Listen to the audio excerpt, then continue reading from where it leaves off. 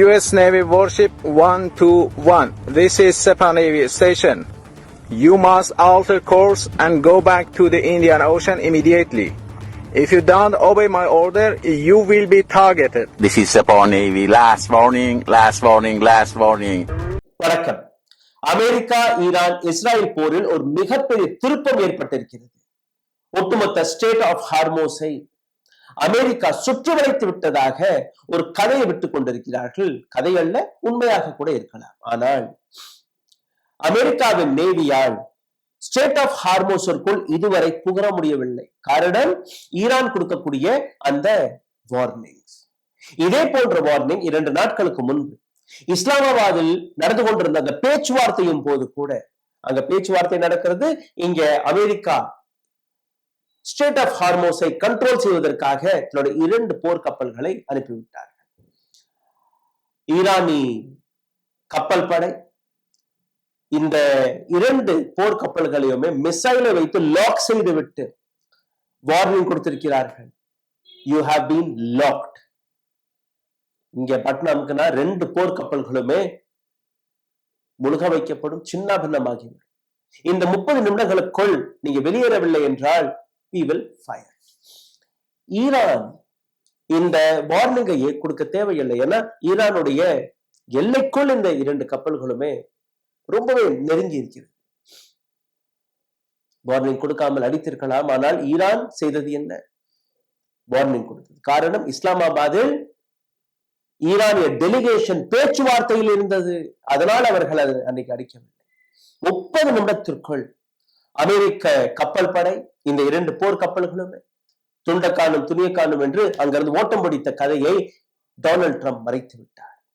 ஒட்டுமொத்த உலகத்தில் பல்வேறு மீடியா ஹவுசஸ்கள் இதை கவனம் செய்தார்கள். ஆனால் இப்போ டொனால்ட் ட்ரம்ப் ஒட்டுமொத்த ஸ்டேட் ஆஃப் ஹார்மோஸை நாங்க முடக்கிவிட்டோம். இதற்கு மேல் ஈரானிய கப்பல்கள் எதுவுமே வெளியேற முடியாது.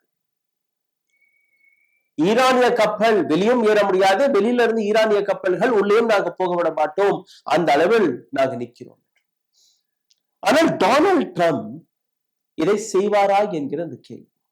இந்த வீடியோவை நீங்க பாருங்கள், எந்த அளவில் வார்னிங் கொடுக்கப்படுகிறது. இந்த வார்னிங்கை கேட்டதுக்கு பின்பு அமெரிக்காவுடைய நிலையும் நான் உங்களுக்கு எடுத்து காட்ட போகிறேன், பாருங்கள். US Navy Warship 121. This is Sepa Navy Station. You must alter course and go back to the Indian Ocean immediately. If you don't obey my order, you will be targeted. Out. This is Coalition Warship 121. Engaged in transit passage in accordance with international law.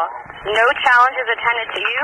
US Navy Warship transiting in the vicinity for J report and Oman Sea. This is Sepa Navy. This is Sepa Navy. Last warning, last warning, last warning.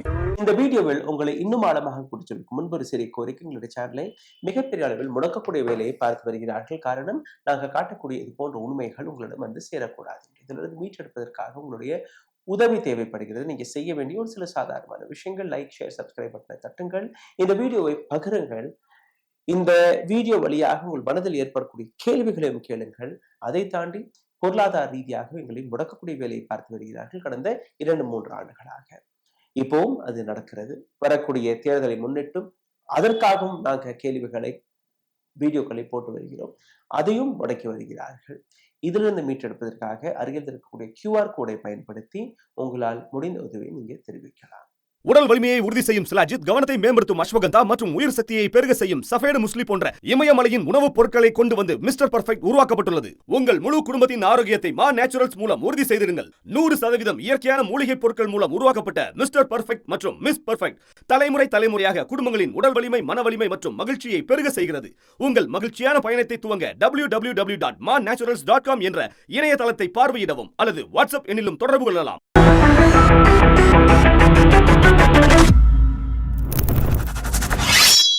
அதாவது அமெரிக்க கப்பல் படை மிகப்பெரிய கப்பல் படையாக இவர்கள் எடுத்து வைக்கிறார்கள். ஆனால் ஈரானுடைய இந்த மிரட்டலுக்கு பின்பு அமெரிக்க நேவியை சார்ந்த எந்த அதிகாரியுமே இந்த முட்டாள்தனமான செயலில் இறங்க மாட்டோம் என்று கூறியிருக்கிறார்கள். அதாவது ஸ்டேட் ஆஃப் ஹார்மோஸிற்குள் இந்த அளவில் வார்னிங் கிடைத்த பின்பு கூட உள்ள போனார்கள்னா அந்த கப்பல்களுடைய நிலை என்னவாக இருக்கும் என்று நீங்க பார்க்க வேண்டும்.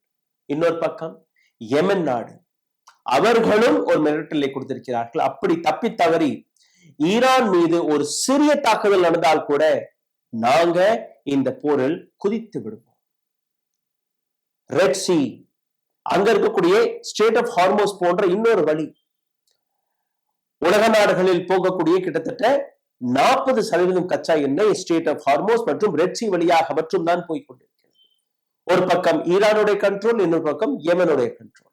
இந்த இரண்டு நாடுகளுமே ஒட்டுமொத்த உலகத்துடைய 40% சி ரூட்டை கண்ட்ரோல் செய்யக்கூடிய வேலையை பார்க்கிறார்கள். அப்போ இந்த இடத்தில் தப்பித்தவறி அமெரிக்கா இந்த போரை தொடங்கி விட்டாலே போதும், யெமன் நாடு ரெட் சியை முடக்கி விடுவார்கள். ஏற்கனவே ஸ்டேட் ஆஃப் ஹார்மோஸ் ஈரான் வழியாக கண்ட்ரோல் செய்யப்பட்டது.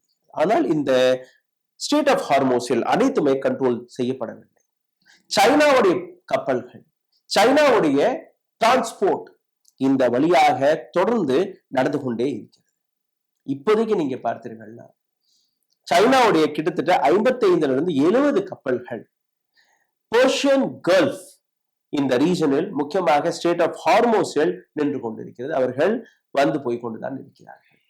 கடந்த ஒரு சில நாட்கள்ல மட்டுமே நீங்க பார்த்தீர்கள்னா 10-11 சைனாவுடைய கப்பல்கள் சைனாவுடைய கொடியுடன் சைனாவை நோக்கி நகர்ந்து கொண்டிருந்தது. இதை அமெரிக்கா தடுத்து நிறுத்தவில்லை. இந்த ரிப்போர்ட்டை நீங்களே பார்த்தீர்கள், உங்களுக்கு புரிய வரும் எந்த அளவில் டொனால்ட் ட்ரம்ப் இந்த மிரட்டலை கொடுக்கிறாரே ஒழிய, ஆனால் சைனாவுடைய கப்பல்களை எதற்காக நிறுத்தவில்லை? அதற்கான காரணங்கள் பல இருக்கிறது. சைனாவுடன் மோதினாலே சைனா மற்றும் வராது, சைனாவிற்கு நெருக்கமாக இருக்கக்கூடிய பல நாடுகளும் உள்ள குதிக்க போகிறது. ஈரானுடைய அலைஸ் ரஷ்யா, சைனா, அதை சுற்றி பல்வேறு நாடுகளும் இந்த போரில் குதிப்பார்கள். அதை அமெரிக்காவுடைய அலைஸ் யாரெல்லாம்? இந்த நாட்டோ நாடுகள் ஏற்கனவே இந்த போருக்கும் எங்களுக்கும் சம்மதம் கிடையாது, இது டொனால்ட் ட்ரம்ப் நேதன்யாஹுடைய போர். மிகப்பெரிய அளவில் பிரான்ஸ், ஸ்பெயின், இட்லி, பிரிட்டன் அனைத்து நாடுகளுமே வார்னிங்கை கொடுத்து விட்டார்கள். அமெரிக்காவிற்குள்ளேயே நேரடியாக டொனால்ட் ட்ரம்புக்கு எதிராக ஏராளமான நபர்கள் கேள்விகளை எழுப்ப தொடங்கிவிட்டார்கள். யெமன் நாடு என்ன கூறியது? Yemen has announced that if America and Israel mess with Iran, they will not be spared. Iran or Israel, இந்த இரண்டு நாடுகள்ல யார் ஈரான் மீது ஒரு துளி தாக்குதலை நடத்தினால் கூட we will not spare them.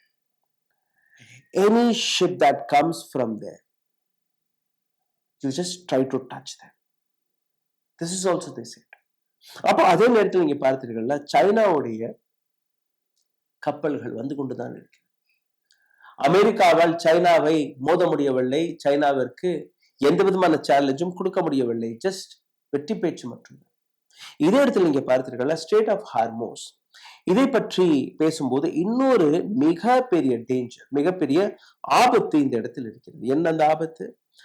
அதற்கான கான்சிக்வன்சஸ்களை அமெரிக்கா பார்த்திருக்கிறதா? ஏன்னா இந்த தாக்குதல், இந்த முறை ஈரான் மீது இவர்கள் தாக்குதல் நடத்தினால் ஈரானுடைய பிரிப்பரேஷன் வேற லெவல்ல இருக்கு. ஈரான் முதல் அடி அடிக்க மாட்டார், ஆனால் செல்ஃப் டிஃபென்ஸை வைத்து நிச்சயமாக ஈரான் அமெரிக்காவிற்கு தக்க பதில் கொடுப்பதற்காக தயார் நிலையில் இருக்கிறது.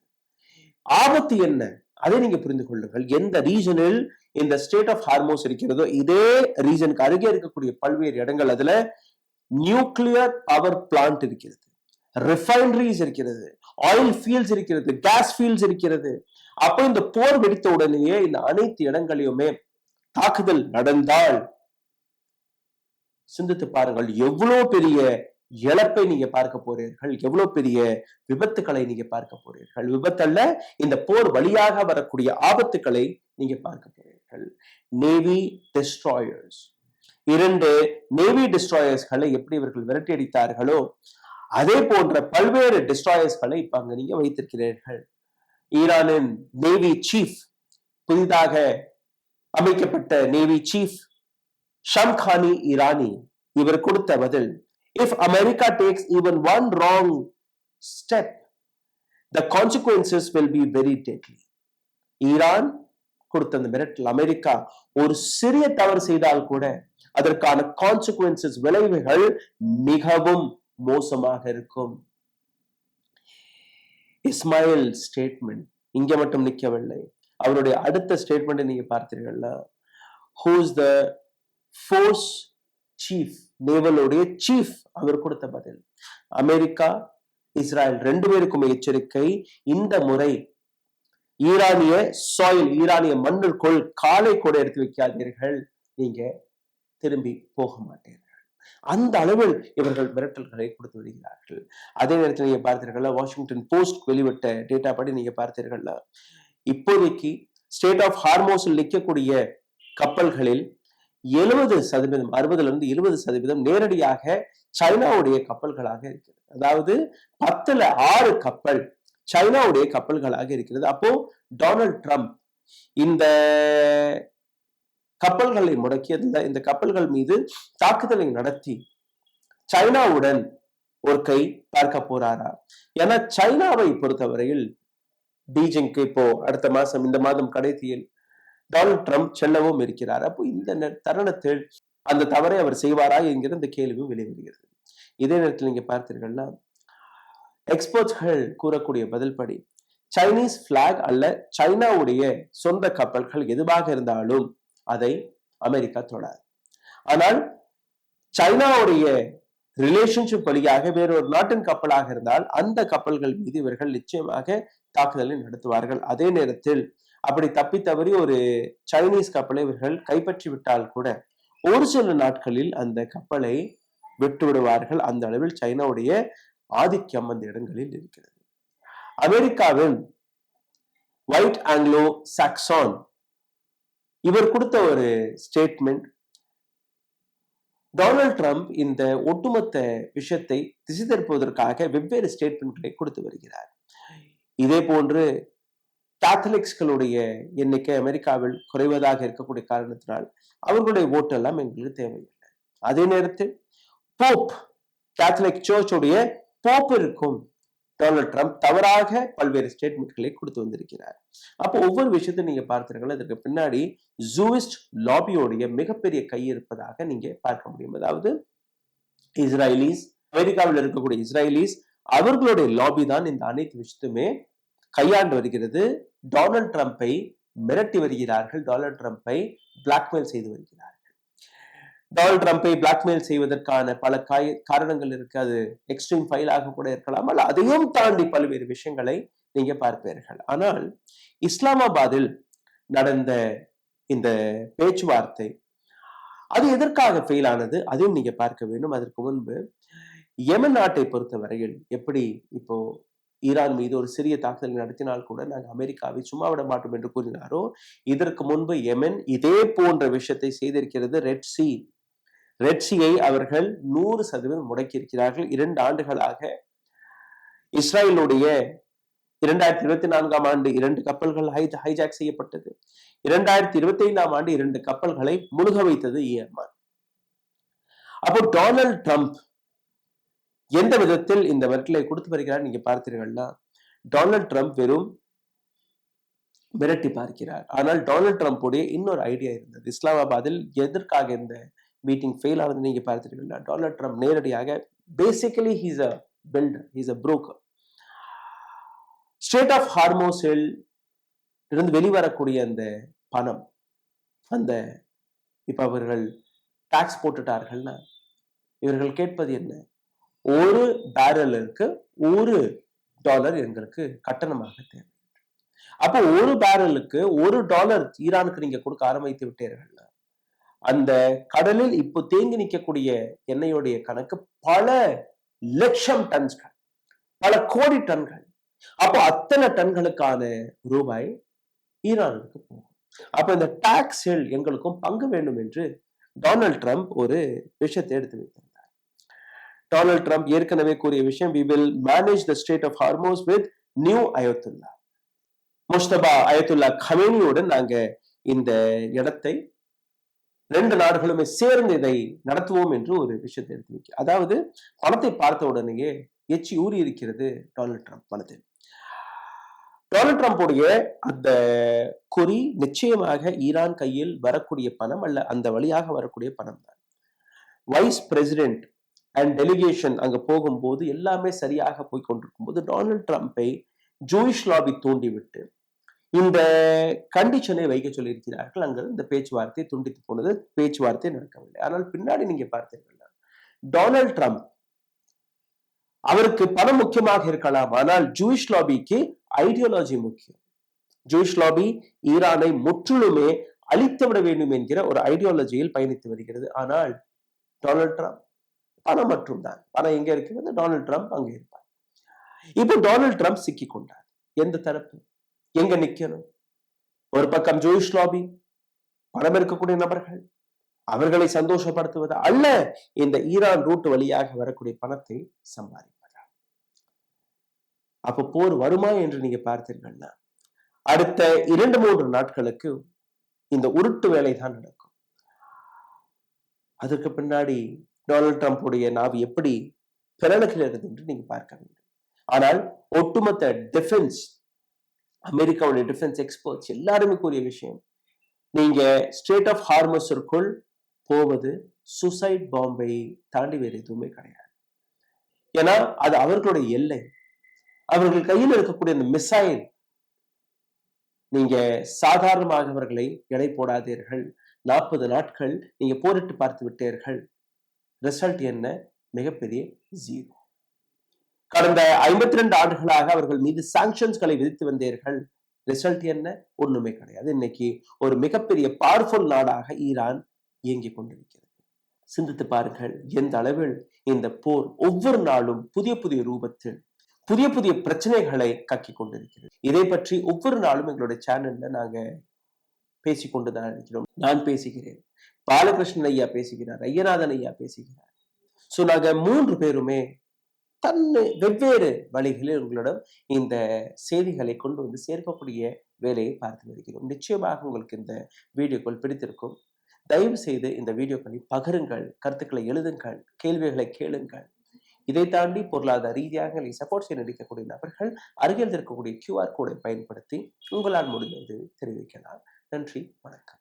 ஊடகம் கார்ப்பரேட் அரசியல்வாதிகளின் கைப்பாவையாக அடிமைகளாக இருந்தது போதும், இனி சாட்டை எடுத்து சுழற்றும் நேரம் வந்துவிட்டது. ஊடகம் பொதுமக்களாகிய உங்களுக்காக, உங்களாலேயே இயக்கப்பட வேண்டும். ஊடக சுதந்திரத்திற்காக உங்களின் பங்களிப்பை இன்றே அளித்திடுங்கள்.